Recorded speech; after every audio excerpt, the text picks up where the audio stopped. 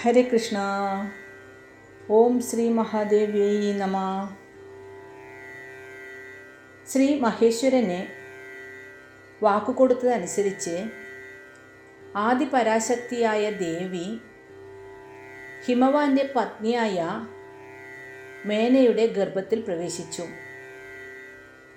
അങ്ങനെ മേന ഗർഭം ധരിച്ച് വൈശാഖ മാസത്തിലെ വെളുത്ത പക്ഷം തൃതീയ തിഥിയിൽ ഗംഗയെ പ്രസവിച്ചു. ആ ദിവ്യ ശിശുവിന് 4 തൃക്കൈകളും ദീപ്തങ്ങളായ നയനങ്ങളും സുന്ദരമായ നെറ്റിത്തടവും ഉണ്ടായിരുന്നു.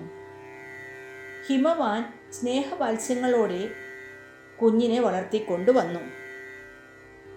ഒരു നാൾ നാരദ മഹർഷി ഹിമവാനെ കാണാനെത്തി. ഗിരീന്ദ്രൻ്റെ മടിയിലിരുന്നു കളിക്കുകയായിരുന്ന ആ മംഗലാംഗിയെ മഹർഷി വാരിയെടുത്ത് ആശ്ലേഷിച്ച് ആനന്ദബാഷ്പം ഒഴുക്കി. ഈ വത്സലപുത്രിയുടെ നിജസ്ഥിതി എന്താണെന്നറിയാമോ എന്ന് അദ്ദേഹം പർവ്വതരാജനോട് ചോദിച്ചു. സവിശേഷമായി ഒന്നും അറിയില്ലെന്ന് ഹിമവാൻ മറുപടി പറഞ്ഞു. അപ്പോൾ നാരദൻ കാര്യങ്ങൾ ഉത്സാഹപൂർവം ഗിരീശ്വരനെ അറിയിച്ചു. സാക്ഷാൽ ജഗദംബികയും മൂലപ്രകൃതിയുമായ ദേവി സതി എന്ന പേരിൽ ദക്ഷപ്രജാപതിയുടെ പുത്രിയായി ജനിച്ച കഥ അങ്ങേക്കറിവുള്ളതാണല്ലോ. ആ പരാശക്തി തന്നെയാണ് അംശാവതാരമെടുത്ത് അങ്ങയുടെ പുത്രിയായി ഇപ്പോൾ ജനിച്ചിരിക്കുന്നത്.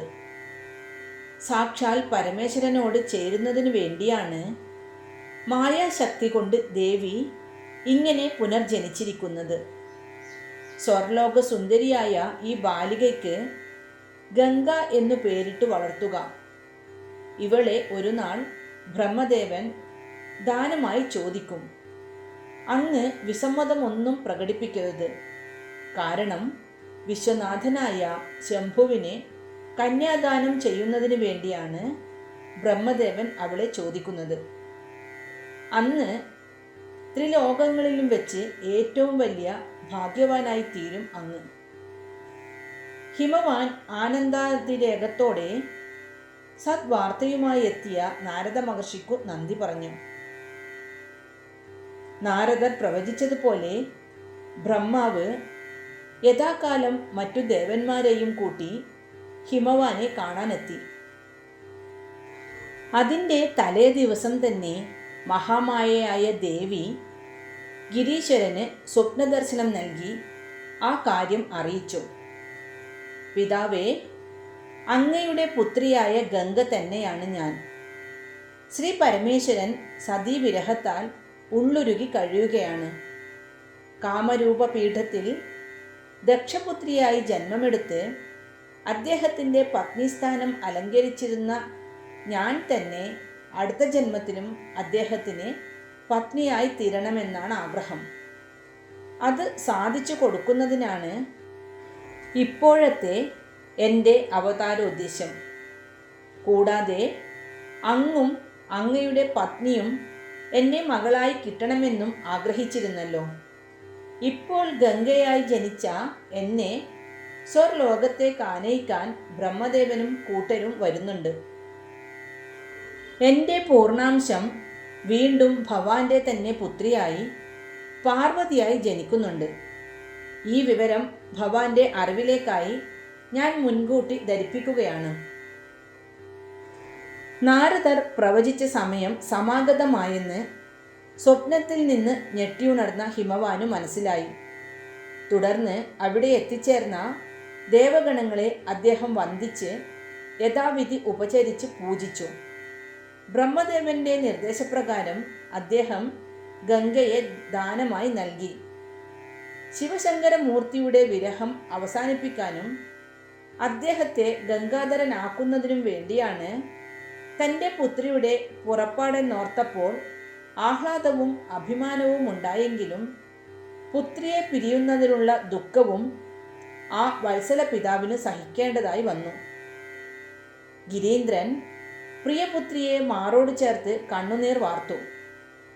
അപ്പോൾ ഗംഗ അച്ഛനെ സ്നേഹനിർഭരമായ വാക്കുകൾ കൊണ്ട് സമാശ്വസിപ്പിക്കാൻ ശ്രമിച്ചു.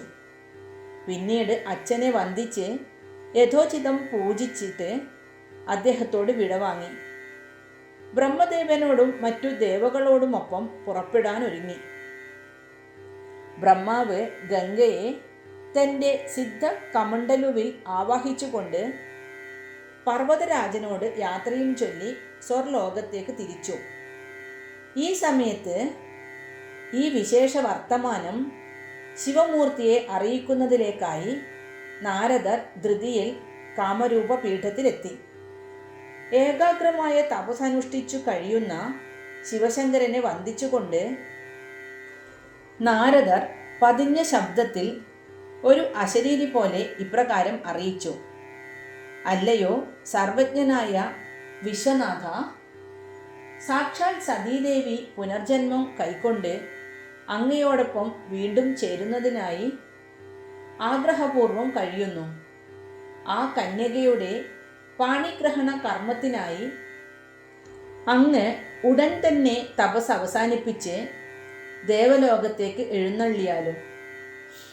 നാരദൻ്റെ ഈ വാക്കുകൾ ശിവമൂർത്തിയെ ധ്യാനത്തിൽ നിന്നും ഉണർത്തി. അദ്ദേഹം ഉദ്വേഗത്തോടെ ചോദിച്ചു: എവിടെ എൻ്റെ സതി?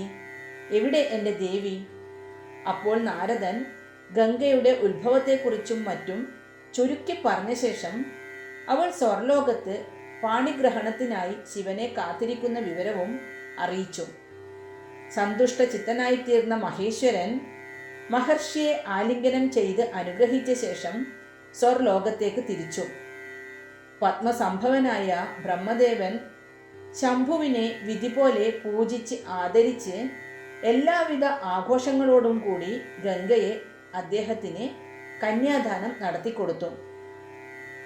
ബ്രഹ്മദേവന്റെ അഭ്യർത്ഥന പ്രകാരം അദ്ദേഹം കുറച്ചുകാലം ഗംഗയുമൊത്ത് സത്യലോകത്ത് താമസിച്ചു. പിന്നീട് കൈലാസത്തിലേക്ക് മടങ്ങി. ബ്രഹ്മാവിൻ്റെ സിദ്ധ കമണ്ഡലുവിൽ പ്രവേശിച്ചാണല്ലോ ഗംഗ സ്വർലോകത്തെത്തിയത്. കൈലാസത്തേക്ക് മടങ്ങിയപ്പോഴും തൻ്റെ ജീവാംശം പിതൃസമാനനായ ബ്രഹ്മാവിൻ്റെ കമണ്ഡലുവിൽ നിക്ഷേപിച്ചാണ് ഗംഗ പോയത്. അത് പിന്നീട് ജലരൂപത്തിൽ സാക്ഷാൽ ഹരിയോട് ചേർന്ന് സ്വർനദിയായി ഒഴുകി. ഗംഗയുടെ ഒരംശം ഭൂമിയിലേക്കും മറ്റൊരംശം രസാതലത്തിലേക്കും ഒഴുകിയെത്തി. സഗരവംശത്തിന് മോക്ഷം നൽകിക്കൊണ്ട് ഗംഗാദേവി രസാതലം പൂകിയ കഥ നേരത്തെ പറഞ്ഞിട്ടുണ്ട്. അതിൻ്റെ ലിങ്ക് കമൻറ്റ് ബോക്സിൽ കൊടുത്തിടാം. ഓം ശ്രീ മഹാദേവ്യൈ നമഃ.